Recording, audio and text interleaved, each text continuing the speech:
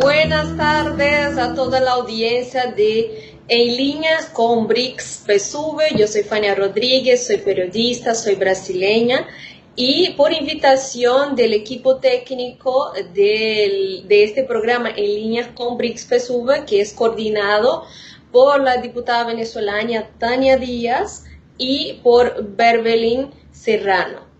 Este equipo es quien coordina las brigadas internacionalistas, socialistas de solidaridad con Venezuela y juntos tenemos una serie de actividades.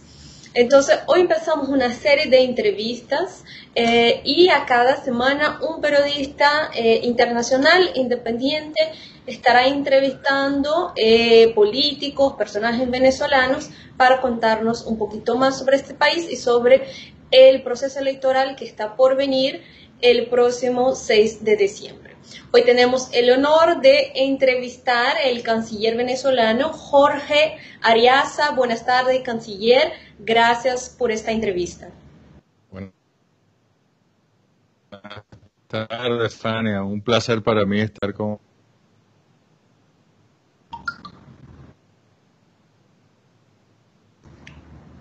¿Usted me escucha bien? Porque yo lo escucho medio interpretado. Vale, perfecto. Bueno, canciller, vamos a empezar con un tema fácil.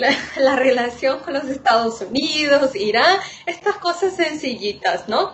Entonces, estas semanas, Eliud Abrams, el encargado de los asuntos para Venezuela por el gobierno de los Estados Unidos, ha dado unas declaraciones un tanto cuanto polémicas, donde él dice que Venezuela estaría comprando misiles de Irán y que si es así, Estados Unidos estarían dispuestos a interceptar el envío de este tipo de armamento a Venezuela, y que si no lograra la interceptación de este material, que estaría en camino, que pues lo haría en territorio venezolano mismo, dando a entender que podría haber un ataque de armas de largo alcance de Estados Unidos para intentar destruir este posible armamento.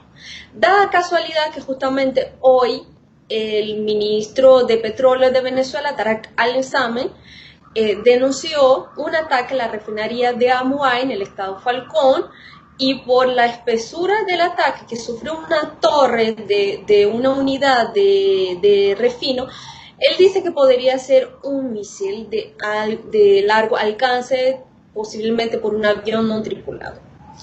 Bueno, entonces, primero me gustaría saber si es así, si Venezuela está comprando armamento de Irán. No tengo entendido que no es un tema además prohibido, pero quisiéramos aclarar si es verdad o no, y qué impacto tienen estas declaraciones de Abrams. Sí, muchas gracias, Fania. Fíjate, el señor Abrams definitivamente es un dinosaurio en extinción, ¿no? Él va a pasar a ser historia en las próximas semanas. No sé por qué darle tanta validez a sus alertas, a sus alarmas que él enciende. Ellos están en una fase de desespero electoral y, bueno, hay que entenderlo. Es señor formado en los organismos de inteligencia de Estados Unidos, responsable de muertes en Centroamérica, vinculado con escándalos por venta de armas. Estuvo detenido, le dieron un indulto.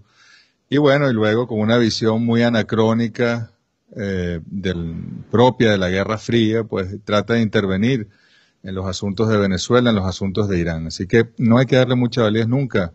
Los medios creo que le han dado mucha validez a las declaraciones y a las posiciones de ese señor que está totalmente desfasado de la realidad y mucho más de la realidad venezolana. Nosotros tenemos una relación con Irán, bueno, integral.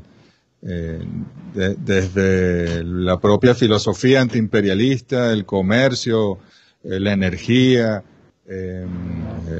todo en distintas áreas, hasta la producción de plantas de maíz, de plantas para el procesamiento de leche, de automóviles. Es una relación desde el comandante Chávez que ha sido muy integral y que también incorpora el asunto de cooperación técnico-militar. Apenas hace una semana se le levantaron las sanciones que el Consejo de Seguridad le había aplicado a Irán de manera legal dentro de la legalidad que existe en Naciones Unidas, e Irán puede vender libremente su armamento y Venezuela puede comprar libremente su armamento. No tenemos en concreto en este momento nada, pero evaluaremos desde Venezuela, desde nuestra disponibilidad, el comprar cualquier tipo de equipo militar iraní, ya que además tienen una altísima capacidad, una gran tecnología, y de hecho han sido los principales responsables de que el terrorismo no se haya expandido en el Medio Oriente. Ha sido la planificación de las fuerzas armadas de Irán, de su Guardia Republicana y de esta tecnología y estos equipos militares. Muy bien. Venezuela vive, hay una situación de conflicto y polarización entre el chavismo, la fuerza política que gobierna este país, y la oposición venezolana, más precisamente algunos partidos, sobre todo uno llamado G4, que es un grupo de 4 partidos políticos. Y durante estos últimos años el Poder Ejecutivo y el Poder Legislativo entraron en un conflicto casi que irreconciliables debido a esta polarización.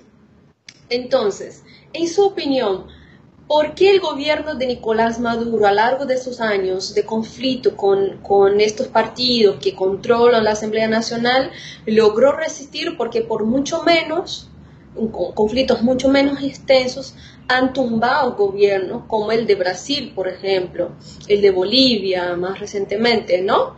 ¿Cuál es el secreto venezolano, en su opinión? El secreto venezolano.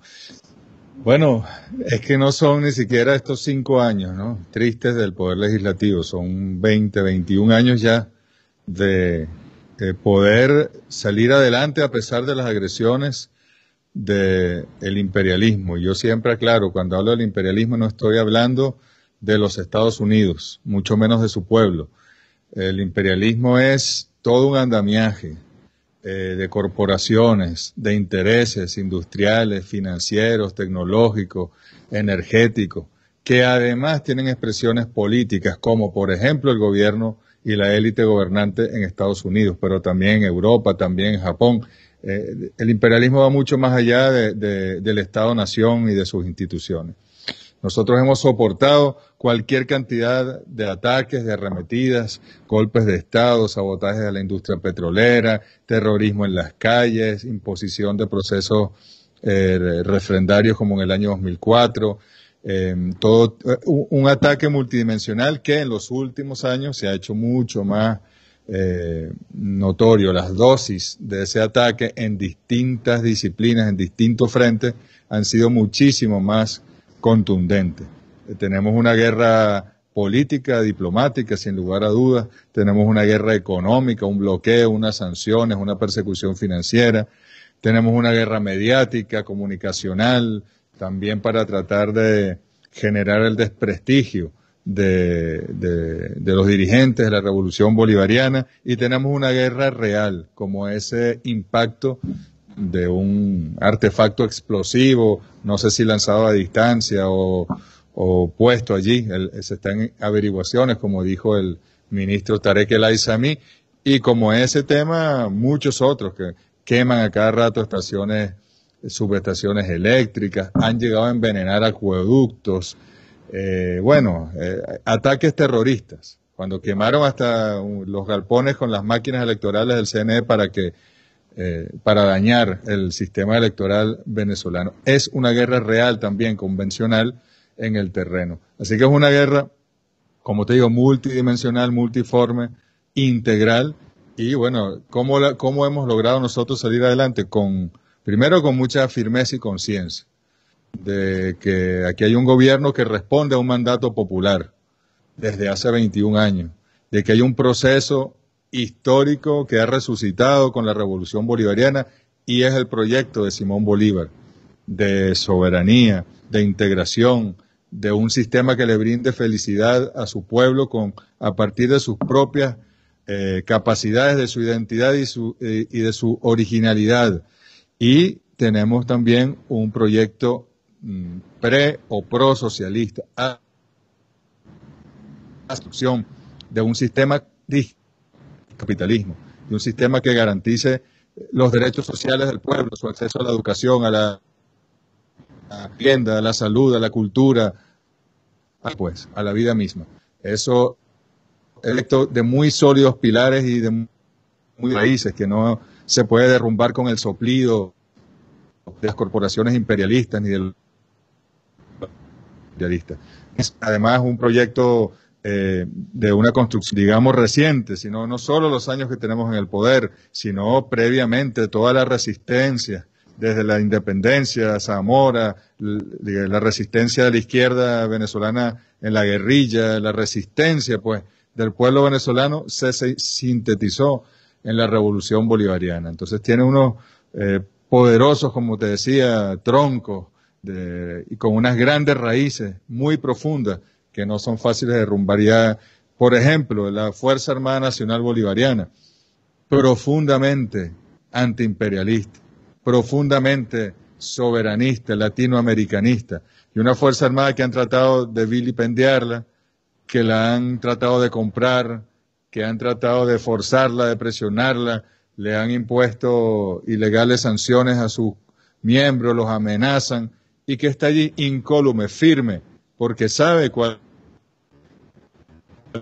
en la defensa de la patria misma, porque ya esto no es un tema de un proyecto político X contra un proyecto político Y o Y. Este es un proceso en el cual o se defiende la patria o se entrega a la patria. Y el pueblo venezolano es muy patriótico, es muy revolucionario, es muy consciente. Y mientras el pueblo tenga ese nivel de conciencia, nada ni nadie podrá hacer que el pueblo abandone el poder político.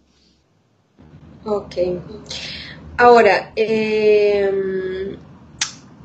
Estados Unidos han dado indicios de que no van a reconocer las próximas elecciones parlamentarias venezolanas del 6 de diciembre.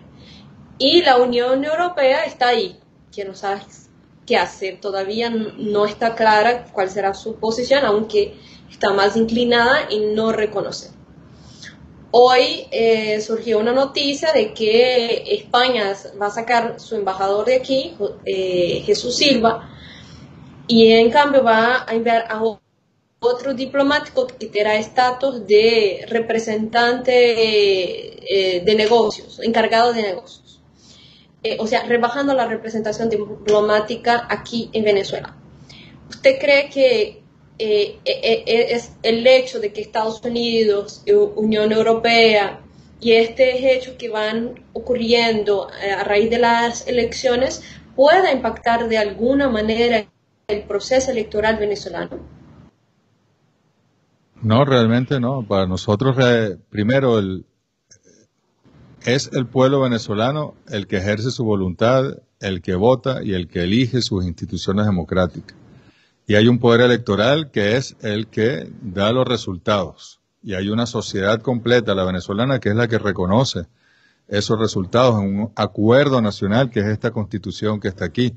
Si la Unión Europea quiere conocer, desconocer a los resultados de una elección o a los hijos de una persona, o si algo es de origen venezolano o chino, eso es problema de la Unión Europea, es problema de Estados Unidos, lo que reconocen o no reconocen. Ellos no tienen facultad legal de ningún tipo para reconocer o desconocer ni elecciones ni nada que tenga que ver como resultado, ni sentencias del Tribunal Supremo, ni leyes de Venezuela. Es decir, estarían violando además todos los principios que están en esta carta, la Carta de las Naciones Unidas, ellos que se ocupen de sus asuntos, de sus leyes y sus elecciones. A mí no me gusta el sistema electoral estadounidense, creo que es muy fraudulento. Primero, creo que es una plutocracia, donde solo dos partidos con grandes procesos de lobby y de dinero para lograr ser candidato a cualquier cosa, a congresista, a alcalde, a, por supuesto, presidente, vicepresidente. Usted es producto de un acuerdo entre los ricos de ese país. Dos partidos hay en Estados Unidos realmente con posibilidad. Eso no es democracia. y además luego votas indirectamente por unos colegios electorales. A mí no me parece que sea democrático en absoluto, pero ese es problema de los Estados Unidos. No seríamos nosotros en Venezuela quienes para reconocer o desconocer las elecciones de Estados Unidos, o el rey del rey de España, que no lo eligió nadie, que a su padre lo nombró Franco y después él heredó esa corona. Eso es problema de los españoles, eso no es problema nuestro. No nos gusta, nos parece anacrónico, nos parece absurdo, pero no es asunto nuestro, ni tenemos nosotros que validarlo o invalidarlo. Este tema, esta noticia que sale hoy de España, mire, nosotros desde el 15 de octubre tenemos un encargado de negocios ante el Reino de España, ante el gobierno del Reino de España, que es Mauricio Rodríguez. No tenemos embajador en España. El señor que yo le recibí las cartas credenciales hace 2 días es encargado de negocios de Países Bajos aquí. El embajador que está aquí, porque su rango es de embajador en su Cancillería, por Italia es encargado de negocios. O sea, es decir, no es una noticia. Eso ya viene ocurriendo y de manera recíproca. Venezuela ha nombrado un encargado de negocios, España va a nombrar un encargado de negocios. Todo lo demás son cuentos de camino y mitos de la prensa española, sobre todo, que yo creo que sin Venezuela venderían o tendrían muchos menos vistas en sus redes sociales y venderían muchos menos ejemplares los que aún son escritos. Y entre Venezuela y Maduro ellos hacen su agosto con la desinformación sobre nuestro país. Pero, como te digo, poco nos importa lo que reconozcan, desconozcan, digan, no digan. Aquí hay un proceso, nosotros vamos adelante luchando contra un bloqueo, contra unas circunstancias terribles que ellos no condenan, y nosotros superaremos, y estoy seguro que más temprano que tarde Venezuela será uno de los países económicamente, políticamente y socialmente más estables de este mundo. Buenísimo. Bueno, le voy a hacer una pregunta que quizás aquí para el pueblo de Venezuela usted ya ha contestado en algún momento, pero estamos transmitiendo para Brasil también. Entonces, de esta elección de los Estados Unidos, gane Biden o gane Trump, para Venezuela, ¿hace alguna diferencia entre un partido y otro, entre republicano y demócrata? ¿Venezuela logra tener mejor relación con uno que otro partido? Mira, todo eso es muy relativo, porque como te decía, el imperialismo no es un partido ni una élite dominante política, ni siquiera en los Estados Unidos. Es una serie de corporaciones, insisto, tecnológicas, financieras, industriales, de un gran poder que quiere dominar pues a los gobiernos y los pueblos para robarle su fuerza de trabajo, sus riquezas naturales, sus capacidades, sus talentos, todo para poder preservar ese sistema de derroche que llaman capitalismo. Y al final en Estados Unidos hay un sistema político que responde a ese proyecto capitalista. Así que nosotros vimos un presidente menos impresentable que Trump, que era Barack Obama, un hombre incluso cuyo color de piel era agradable para África, para América Latina, con una sonrisa, con un origen supuestamente humilde, y vimos cómo hicieron un desastre en el norte de África, provocaron una guerra innecesaria en Siria, dieron golpes de Estado en Honduras, en Brasil, en Paraguay, etcétera. De manera que nosotros estamos aquí con nuestras manos extendidas para dialogar con todos los países del mundo, con todos los gobiernos del mundo, incluyendo el gobierno de los Estados Unidos. Estados Unidos, como país ahora, no como expresión del imperialismo, tiene grandes potencialidades y pudiese ser un gran actor positivo de la humanidad en este tiempo, y sobre todo aquí en este continente, que ellos lo llaman hemisferio. Bueno, aquí en este continente, para nosotros, la América del Norte con Estados Unidos al frente tiene un gran potencial para ser positivo, constructivo, favorable al desarrollo de nuestros pueblos. Ojalá se genere una reflexión en esa clase política, que aspiramos, si gana Trump, aspiramos que establezca un diálogo respetuoso con Venezuela. Si gana Biden, aspiramos que establezca un diálogo respetuoso con Venezuela, y ojalá, habría que ver entonces cómo reaccionan esos gobiernos ante la puesta en la mesa siempre de Venezuela de una propuesta de diálogo y de respeto mutuo. Ok, ahora usted cree que los últimos resultados electorales en Latinoamérica, hablo de Bolivia, hablo de Chile, también en México, porque bueno, no hace tanto que fue electo López Obrador, de alguna manera contribuye para el escenario donde Venezuela pueda no estar más tan sola como en algún momento lo estuvo, a pesar que en Uruguay sí, ahí fueron las fuerzas de derecha que ganaron las elecciones. O sea, Venezuela se siente más respaldada teniendo gobiernos como el de Argentina, el de Bolivia o el de México. ¿O usted cree que comparado a lo que era antes, que estas fuerzas no llegan a tener impacto en estas relaciones internacionales tan duras que sufre Venezuela? Mira, realmente la lectura que le damos no es desde Venezuela, creo que es desde los pueblos latinoamericanos y caribeños.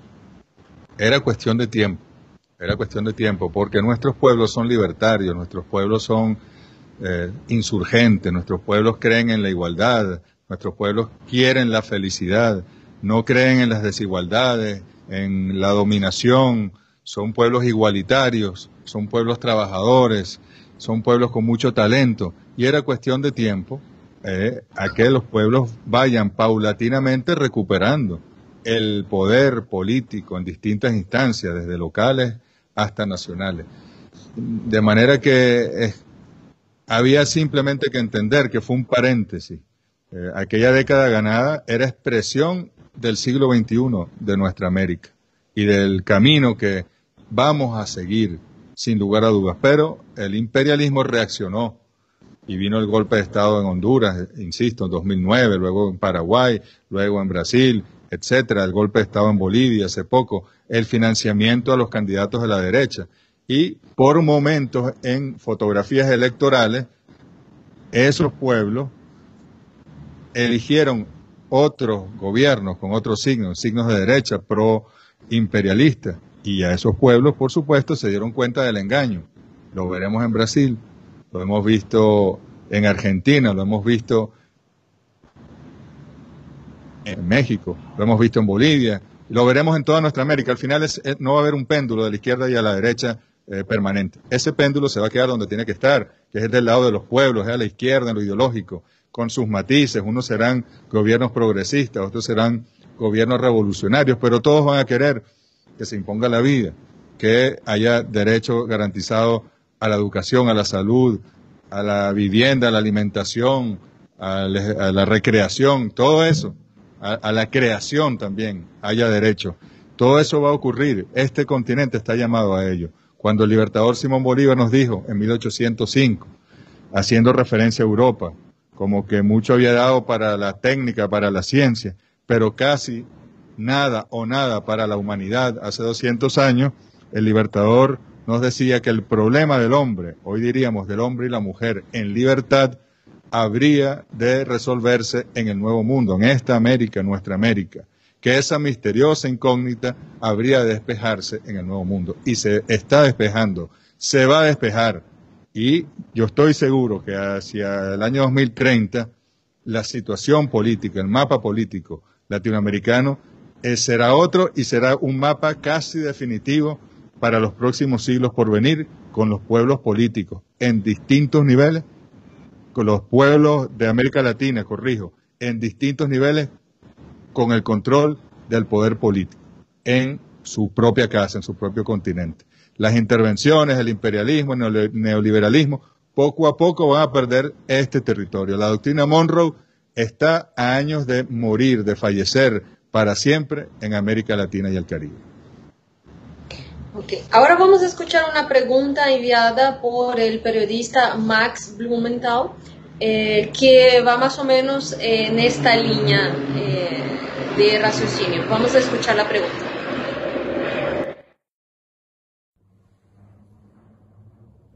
Hola, canciller, y saludos desde La Paz, Bolivia, donde el triunfo aplastante del partido El Movimiento al Socialismo demostró lo posible cuando las elecciones de este continente son libres y justos.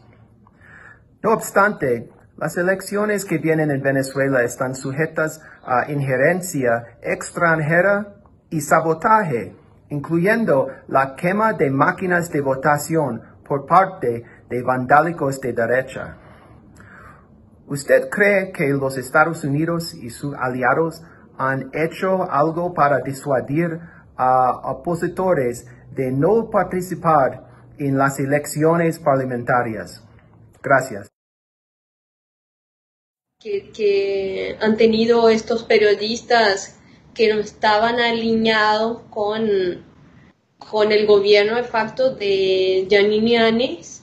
Entonces tuvo la tarea de estar ahí pasando información, y creo que voy a reproducir aquí la pregunta que él envía, porque creo que hemos tenido un problema técnico, donde él pregunta a usted si usted cree que el proceso de Bolivia pueda contagiar a otros países latinos, que pueda ser una onda, una ola, o como dice aquí Diosdado Cabello, una brisa bolivariana, y que eso puede llegar a tener influencia en otros países de la región.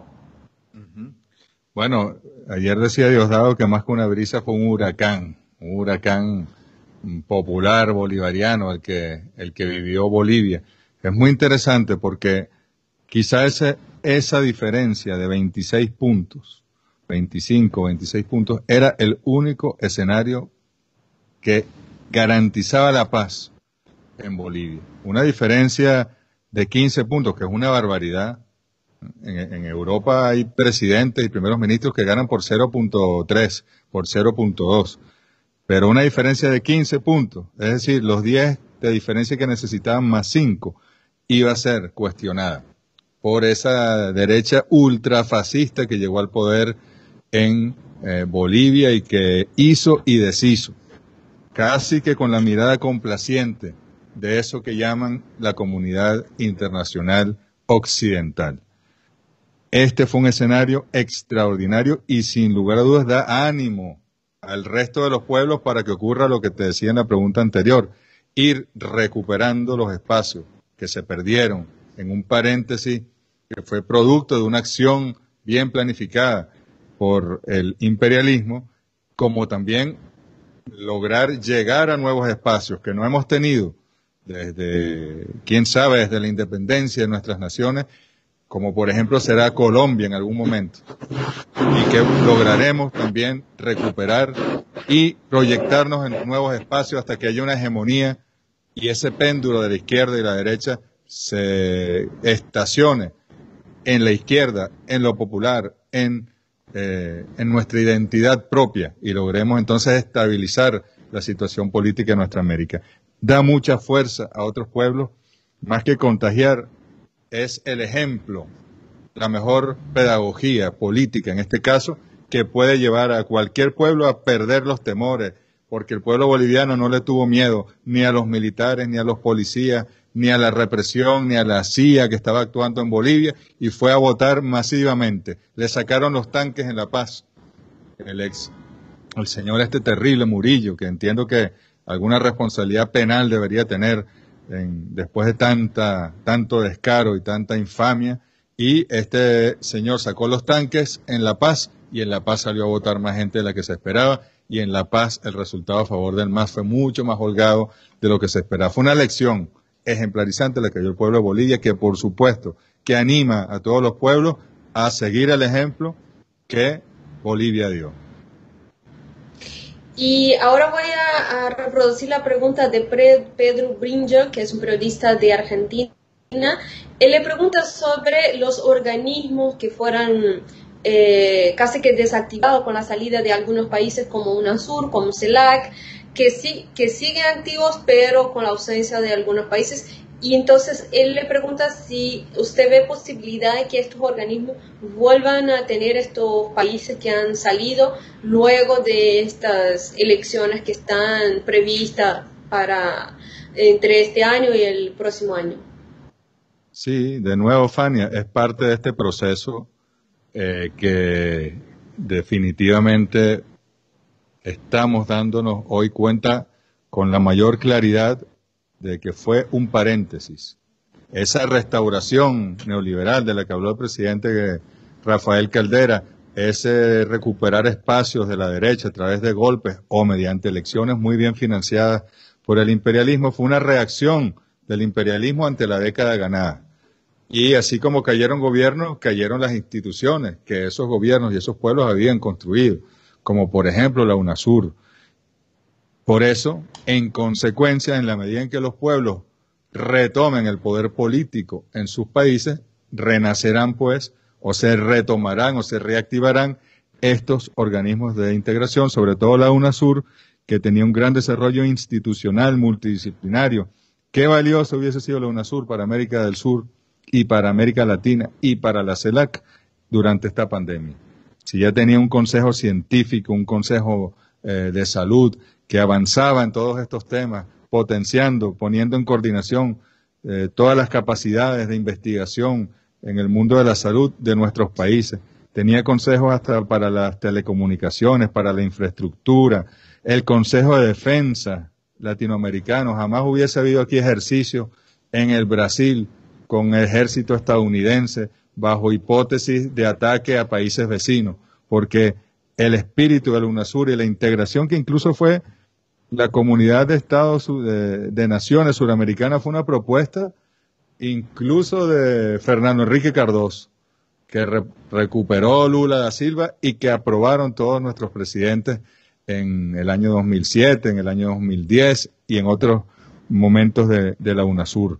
Así que con esto lo que te quiero decir es que en la medida en que vayamos recuperando los espacios que perdimos y logrando también tomar espacios que nunca hemos tenido, irán fortaleciéndose estas instituciones e irán surgiendo nuevas instituciones también en esta misma orientación, y la CELAC, por ejemplo, pues volverá a ser en la práctica ese gran sueño bolivariano de la unión de nuestros países, no diría desde México, desde el sur de los Estados Unidos hasta Chile y la Argentina en su Patagonia. Ahí vamos a tener una gran nación de naciones que será nuestra América latinoamericana y caribeña en los años, diría yo, ni siquiera décadas por venir. Perfecto. Ahora, ministro, para quien nos ve fuera de Venezuela y que pueda tener dudas sobre el sistema electoral venezolano, volviendo al sistema electoral venezolano, ¿cómo usted explicaría cómo funciona este sistema venezolano? ¿Es transparente? ¿Es verificable? O sea, que nos cuente un poco cómo funciona esto. Mira, sabes que en Venezuela hasta el año 2000 hubo un sistema electoral muy vulnerable, que incluso podemos decir que era uno de los que facilitaba más la corrupción electoral, el fraude electoral. Era manual y luego fue con unas lectoras ópticas, pero muy deficiente. Había un registro electoral lleno de muertos votantes, de personas que no existían, que votaban. Había una filosofía de aquellos partidos de la oligarquía que era acta mata voto. Es decir, si los dos grandes partidos se ponen de acuerdo, se distribuyen los votos como les da la gana y los pequeños partidos simplemente no les otorgan la votación que les correspondía. Es decir, el fraude permanente. Por eso ya para el 2004, el referéndum revocatorio, y el 2006, pudimos construir con un poder electoral que es el que surge de la Constitución del año 99, que es un poder público. En Venezuela hay 5 poderes públicos: el ejecutivo, el legislativo, el judicial, el ciudadano, que es donde están la defensoría, la fiscalía, la contraloría, y el poder electoral. Es un 5º poder y tiene sus propias capacidades, su propia autonomía, y pudo diseñar lo que yo diría que es el sistema electoral más robusto y más seguro del mundo. No estoy siendo arrogante al decirlo, lo digo con propiedad, lo digo con sinceridad y con orgullo. Eso sí, es un sistema electoral inviolable, donde una persona es un voto, donde se vota incluso previa identificación biométrica con la huella dactilar, donde el registro electoral se depura y se actualiza permanentemente. un sistema informático que de hecho hay, el Consejo Nacional Electoral ha incorporado ahora una nueva máquina. Luego que nos quemaron, porque la contrarrevolución es así, el látigo de la contrarrevolución, como decía Antonio Gramsci, nos hace crecer. Y luego de que nos quemaron las máquinas electorales en un acto terrorista, bueno, fuimos con nuestros socios en el mundo y adquirimos una nueva solución tecnológica mucho más segura incluso que la anterior, que ya era la más segura del mundo, y tenemos hoy, bueno, un sistema electoral con 14 auditorías previas, durante y luego. De hecho, hay 2 auditorías el propio día de la elección, antes de la instalación de la mesa, y luego el propio elector, cuando vota, sale una boleta, un papelito con su votación. Él hace ahí su primera auditoría. Si el voto que él ejerció en la máquina, en la computadora, es el mismo que sale de papel, lo deposita en una caja. Y luego ahí hay una auditoría física de las papeletas y de las actas que arroja la máquina antes de transmitir la información. Y luego de esas auditorías, el propio día de la votación, vienen como 5 auditorías más posteriores a la votación, donde participan todos los partidos políticos, participan veedores internacionales y sin lugar a dudas es un sistema que está blindado desde el punto de vista de la seguridad, de la robustez, de la agilidad, sencillo hasta para las personas que no manejan, que no están alfabetizadas tecnológicamente, es muy sencillo de utilizar y nos sentimos muy orgullosos. Ojalá, yo reto a cualquier compañero, pues, del mundo, a que nos demuestre que el sistema electoral de su país es más seguro que el nuestro. Reto a todos los estados de los Estados Unidos a que nos demuestren que el sistema electoral de su estado en los Estados Unidos es más seguro que el sistema electoral de Venezuela y estoy seguro que no van a poder ganarnos en ese reto. Muy bien, ahora vamos a una pregunta de una periodista de Italia, Geraldina Colot. La vieja conocida de Venezuela, siempre está por aquí. Yo siempre bromeo con ella que pasa más tiempo en Venezuela que en Italia. Aquí hay una tremenda campaña para aterrorizar los inversionistas. ¿En qué medida, en lo concreto, la ley contra el bloqueo puede facilitar a Venezuela, considerando que las sanciones son ley del Estado de los Estados Unidos? Venezuela tiene que convivir con un doble poder 2.0. Interesante, saludos a Geraldina.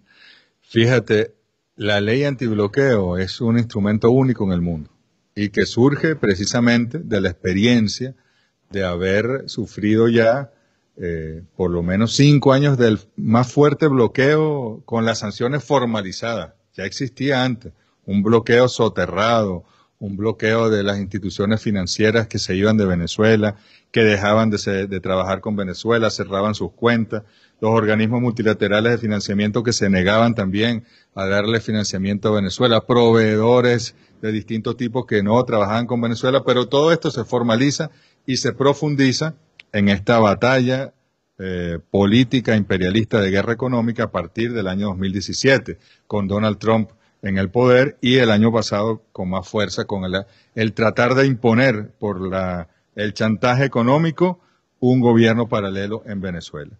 La ley contra el bloqueo garantiza sobre todo el cuidado de la información, la protección de la información. De manera que si usted es inversionista en un país europeo y quiere invertir en Venezuela, hasta su identidad será protegida. ¿Para qué? Para evitar que los Estados Unidos le persigan. Para evitar que los Estados Unidos tenga acceso a esa información, de dónde va a obtener usted las materias primas, cuáles son los buques en los que va a transportar su mercancía, cuál es la nacionalidad de su equipo de técnicos que van a venir a Venezuela. Todo eso va a ser protegido porque Estados Unidos, la élite gobernante en Estados Unidos tiene grandes mecanismos. Mira, ellos no controlan la producción de droga en Estados Unidos, ni la distribución de droga, entra por los puertos, por la frontera terrestre, por los puertos norteamericanos como les da la gana. Ellos eso no lo controlan, pero sí han tratado de controlar cada empresa, cada proveedor, cada inversionista que quiere invertir o trabajar con Venezuela.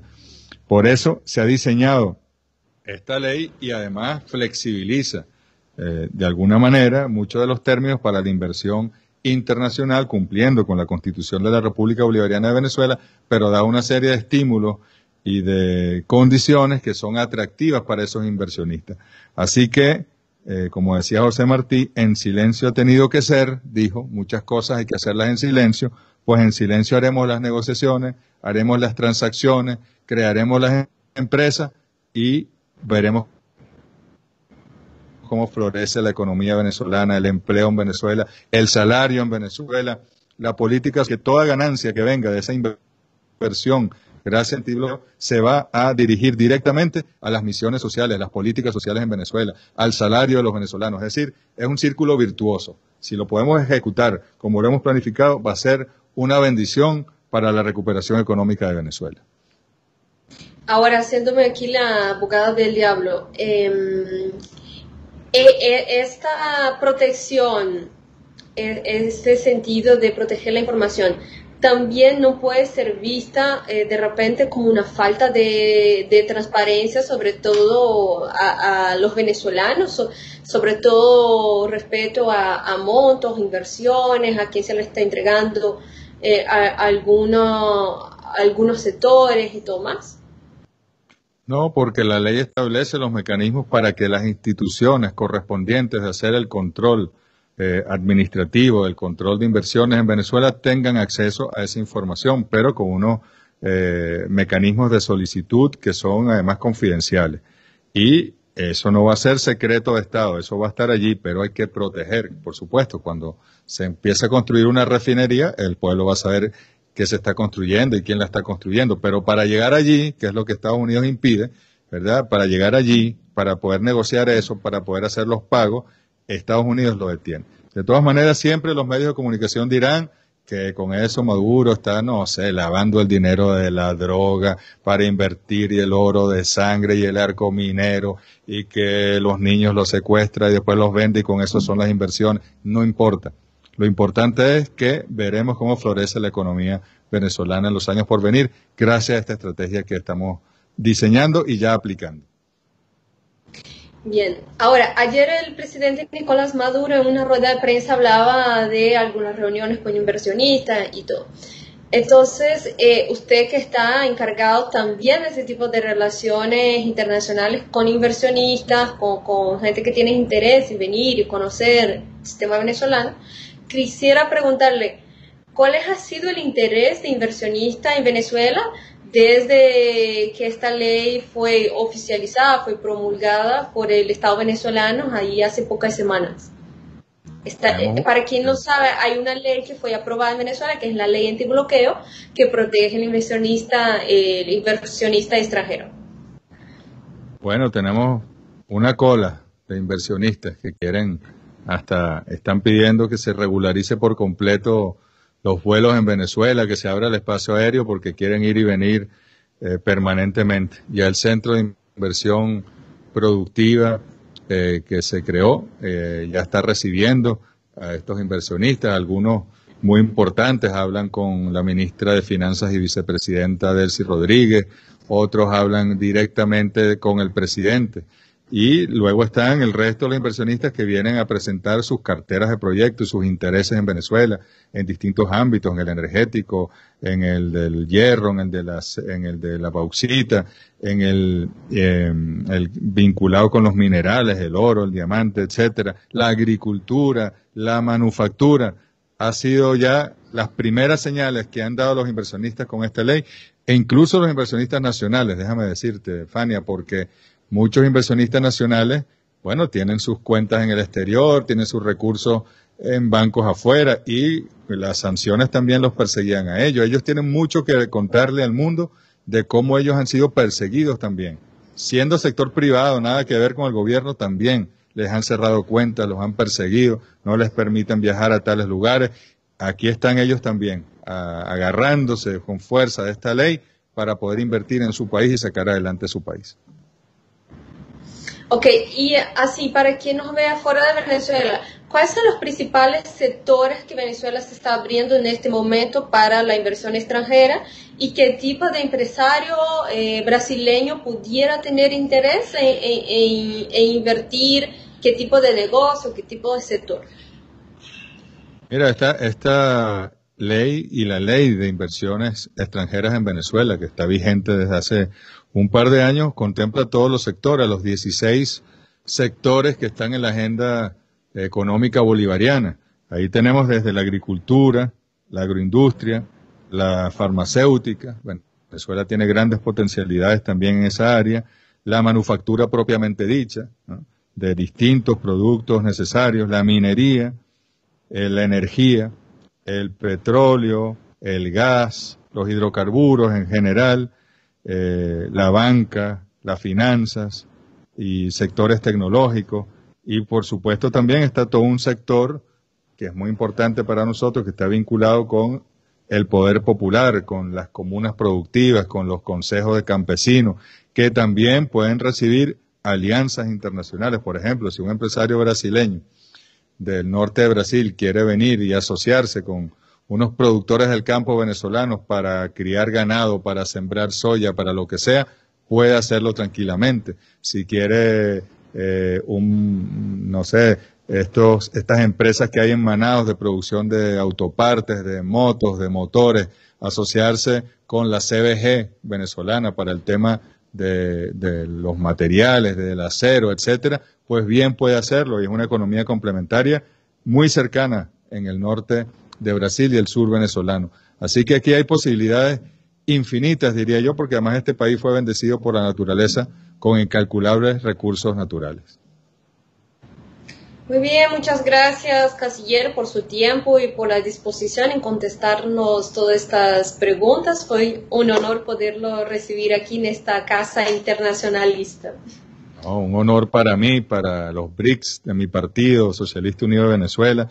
Saludos a Tania Díaz, saludos a todo el equipo de la Vicepresidencia de Comunicaciones del partido. Siempre estaré a la orden. Cuando me ocurre algo como lo del lunes pasado, que me llaman a última hora para una reunión con el presidente, lamentablemente yo sé que tienen ustedes también que entenderlo. Así que muchas gracias, un honor y un privilegio haber compartido este espacio con ustedes.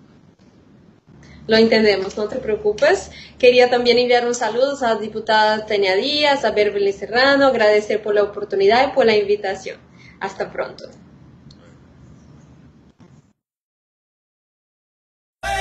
Vamos todos a